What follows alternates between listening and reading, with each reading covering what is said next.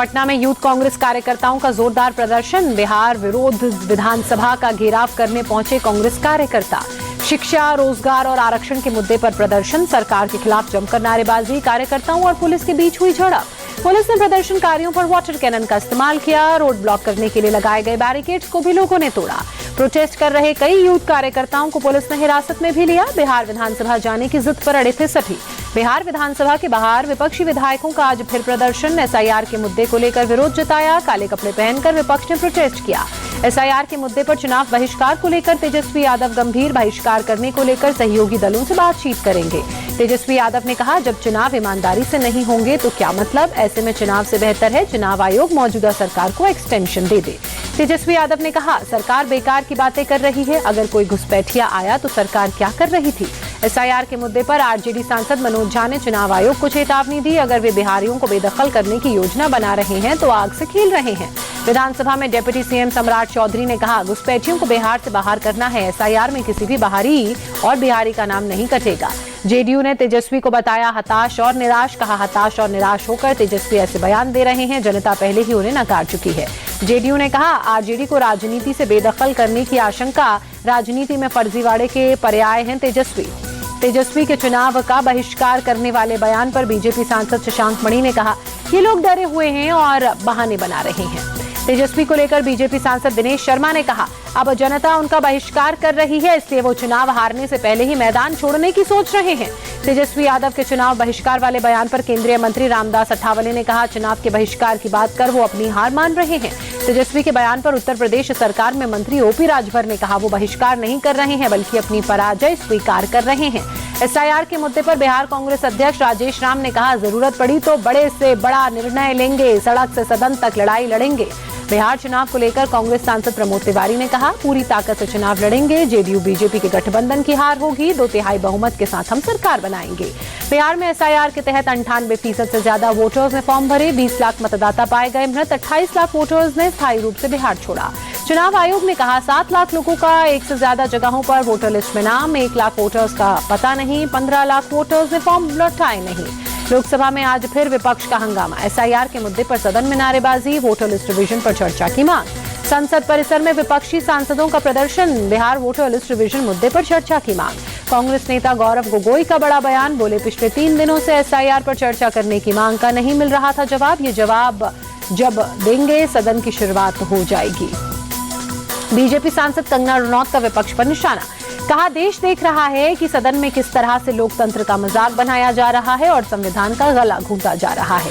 संसद पहुंचने पर प्रियंका गांधी ने फिर उठाया राहुल गांधी को नहीं बोलने देने का मुद्दा। कहा, जब भी विपक्षी नेता बोलना चाहते हैं उन्हें बोलने नहीं दिया जाता। जगदीप धनखड़ के इस्तीफे के बाद उपराष्ट्रपति चुनाव के लिए चुनाव आयोग ने शुरू की प्रक्रिया। वोटर लिस्ट की तैयारी के बाद वोटिंग की तारीख का ऐलान किया जाएगा।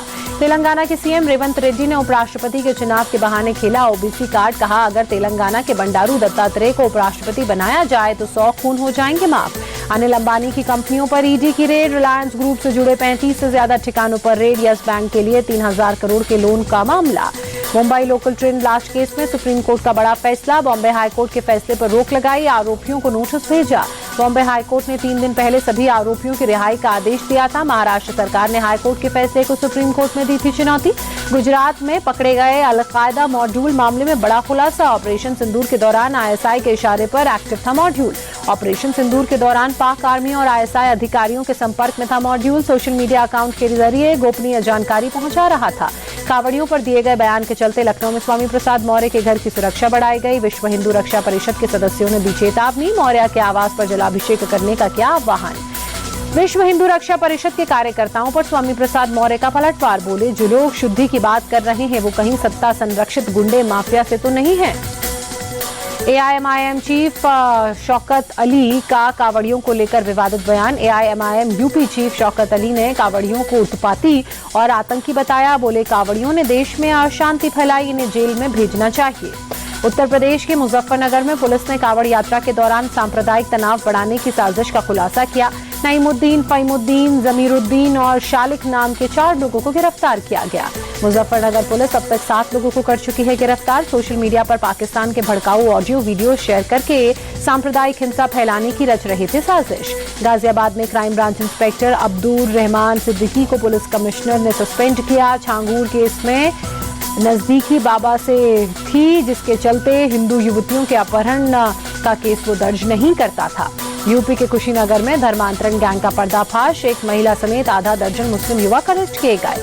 हिमाचल में मंडी के सरका घाट में खाई में बस गिरी, 5 यात्रियों की मौत, 23 घायल, घायलों में कई की हालत नाजुक।